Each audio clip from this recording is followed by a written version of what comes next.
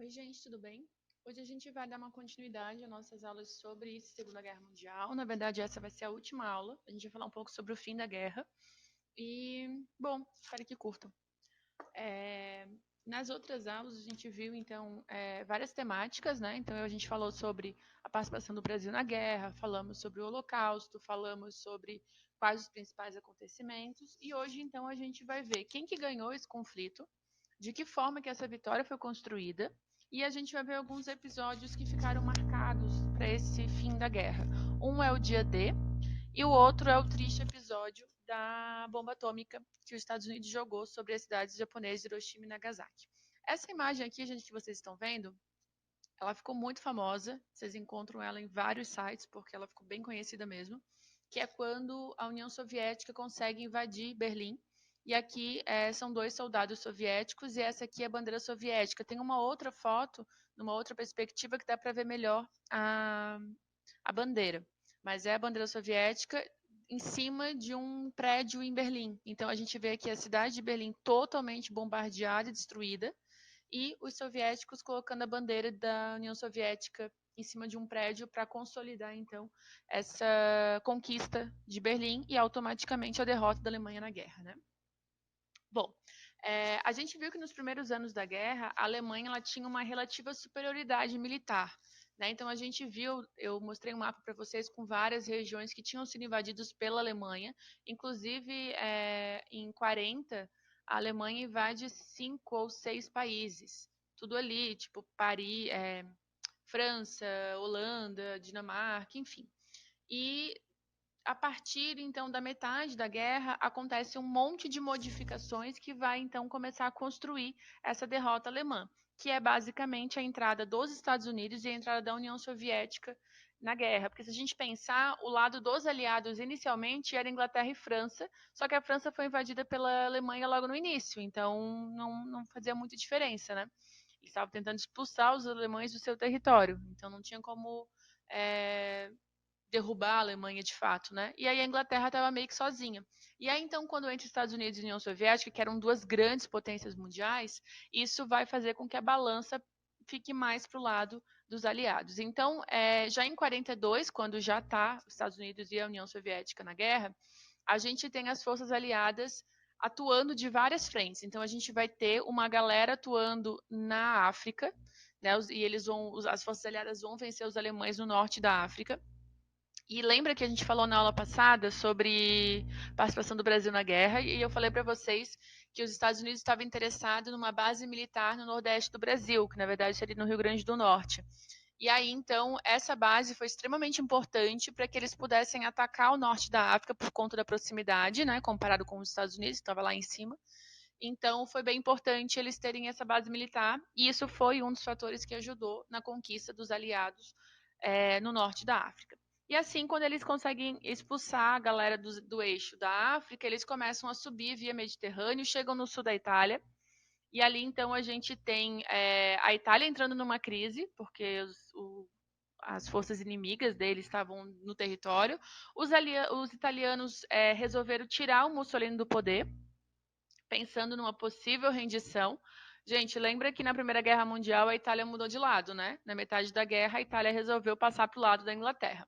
Então aqui, tipo, tava quase nisso, né? Eles tiraram o Mussolini, viram que ia dar problema, tiraram o Mussolini e quiseram meio que mudar de lado. Só que acabou que o Mussolini tinha o apoio do Hitler e eles concentraram no norte da Itália como se fosse uma base política, né? Enfim, comandando a Itália a partir do norte, com a ajuda do Hitler. Só que isso vai acabar em 45, quando os aliados conseguirem chegar e ocupar o norte da Itália.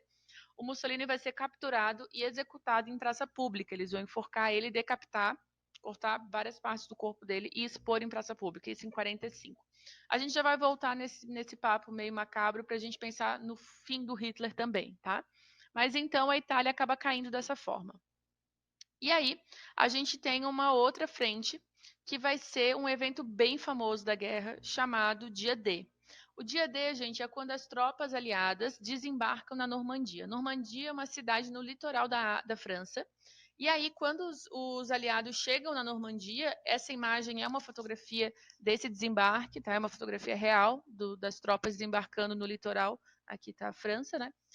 Lembrando que a França ainda estava ocupada pelos nazistas, então o desembarque na Normandia é visto como o começo do fim para o nazismo, porque quando os aliados descem na França, eles conseguem chegar a Paris, expulsam os alemães de lá, e a partir daí começa a ter uma série de derrotas alemães importantes, ou no caso, vitórias alemãs importantes. Né? O dia D é bem importante por isso, é considerado o dia que começou mesmo a dar ruim para a Alemanha. Com a rendição alemã, como é que ela vai acontecer, né? Então a gente tem, de um lado, né, do lado oeste, está vindo as tropas americanas, estadunidenses, que tinham acabado de libertar a França, né? Juntaram-se com a Inglaterra e com a própria França e estavam indo em direção à Alemanha. Do outro lado, do lado leste, está vindo as tropas da União Soviética. E são as tropas da União Soviética, então, que acabam chegando em abril, na verdade, é final de abril, começo de maio.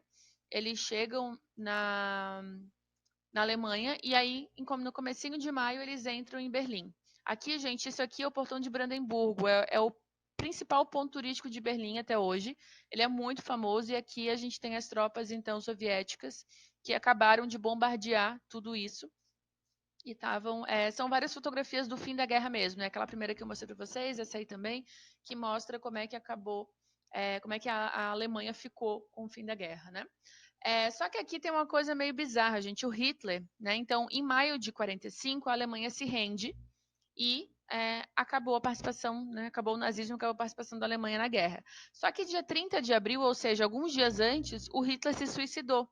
Na verdade, quando estava chegando as tropas socialistas da União Soviética, quando eles estavam chegando em Berlim, eles estavam acompanhando tudo, é óbvio, e aí eles perceberam, o Hitler chegou num ponto que ele viu que ele ia ser capturado. E aí ele ficou com medo de acontecer com ele o que aconteceu com Mussolini, que foi capturado, exposto, morto em praça pública e tal. E aí, então, o que ele faz? Quando ele vê que ele não tem mais solução, ele se suicida, e ele pede para os soldados dele colocarem fogo no corpo dele. E aí o corpo dele e da mulher dele, a Eva Braun, é incinerado, né? Eles fazem uma fogueira, jogam dentro. Nunca foi encontrado o corpo do Hitler, nem os restos mortais do Hitler. Então isso acabou gerando bastante teoria da conspiração, dizendo que o Hitler, na verdade, não morreu ali, que ele fugiu. Inclusive teorias que dizem que ele fugiu para a América, para a Argentina, principalmente, já que a Argentina era aliada do nazismo. Enfim, nunca se comprovou nada, né? O que a gente sabe é que quando os soviéticos chegam ali, já era, ninguém encontra nenhum vestígio do Hitler, tá? E aí, então, isso seria o fim do Terceiro Reich. Então, aqui a gente tem os três países, né, principais: Japão, Alemanha e Itália. A Alemanha e Itália já tinham caído, sobrou o Japão. A Europa, então, começa o processo de reconstrução, tal. Só que os Estados Unidos e o Japão continuam em conflito lá no Pacífico. E aí, então, aos poucos, os Estados Unidos vai começar a conquistar territórios que o Japão tinha invadido e o país começa a ficar isolado. Aqui tem um assunto bem polêmico, tá, gente? Até onde se sabe, o que dizem alguns historiadores, é que quando chega em agosto de 45, o Japão já se rendeu. Tipo, ele já falou, beleza, perdi, vamos fazer o acordo de paz então. E aí eles estavam nesse impasse do armistício, né, do acordo que eles iriam fazer. E aí, quando vem o golpe final e polêmico, que foi jogar bombas atômicas sobre o Japão. É uma coisa muito polêmica, porque, como eu falei, muitos historiadores falam que o Japão já não estava mais no conflito. A guerra por lá já tinha acabado, o nazismo já tinha acabado, Mussolini já estava morto, Hitler também. Não havia a menor necessidade disso, não que houvesse necessidade se estivesse no meio da guerra, mas ficou ainda mais feio, né?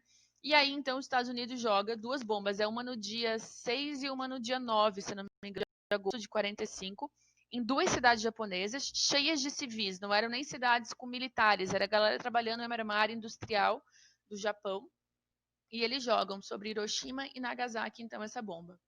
Aqui é uma fotografia da bomba, tá, gente, de como ela se desenvolve. A bomba atômica, depois disso, lógico, ela nunca mais foi usada, né? Na verdade, muita gente fala que os Estados Unidos jogou para poder demonstrar o seu poder militar, e a partir de então, os Estados Unidos começou a ser temido por muitos grupos, né? O fato, gente, é que a bomba militar, para vocês terem uma ideia, a bomba atômica, desculpa, para vocês terem uma ideia, ela chega a um calor de 55 milhões de graus Celsius. Imagina, 55 milhões. Na hora que ela é jogada, as pessoas simplesmente evaporam. Tipo, tu derrete literalmente e evapora em questão de segundos, tá? A gente vai ter milhares, então, de pessoas mortas. No caso de Hiroshima, 240 mil pessoas morreram imediatamente. Ou seja, por essa questão do calor, embaixo, soterrado embaixo dos escombros, né? Também escombros também. E a gente também tem milhares de doenças crônicas que até hoje assolam as duas cidades. Então, mulheres que, a partir dali, pessoas que ficaram com algum tipo de deformidade, não só física, mas no próprio, enfim, nos órgãos, enfim. Câncer, muito câncer surgiu a partir disso. Mulheres que não puderam ter filhos, crianças que nasceram depois da bomba atômica e que tinham questão genética com problemas decorrentes da bomba. Enfim, até hoje, as duas cidades sofrem com as consequências das bombas atômicas. Hiroshima foi 240 mil pessoas e Nagasaki estima-se que em torno de 40 mil pessoas. Eu já vi esse número maior, tá, gente? Mas é o que aparece em alguns livros, é isso. Então, a gente está falando aqui de praticamente 300 mil pessoas que foram mortas instantaneamente por duas bombas atômicas jogadas de forma extremamente desnecessária. A gente vai ver ainda, um pouquinho mais para frente, como é que vai ser o desenrolar do acordo, né? Mas eu adianto para vocês que quando acaba a guerra, eles fazem um tribunal chamado Tribunal de Nuremberg, onde os casos de guerra são julgados. E aí, lógico, os nazistas são julgados, muitos são mortos, enfim. E os Estados Unidos, infelizmente, não vai a julgamento, porque quem está comandando o julgamento é eles mesmos. Eles venceram a guerra, né? Então a história é contada pelos vencedores. E a bomba atômica, que foi uma atrocidade, ela não aparece no julgamento de Nuremberg, como apareceu, por exemplo, os soldados, os comandantes do nazismo, da SS, que participaram do genocídio judeu, por exemplo. Mas enfim, gente, sobre o fim da guerra era isso então. Tá? A partir daqui, então, eles encaminham para um tratado de paz. E aí a gente vai ver que vai iniciar a Guerra Fria por conta desse tratado de paz. E aí vai ser um episódio, né? Um pouquinho mais para frente a gente vai trabalhar com isso. Ok? Beijo!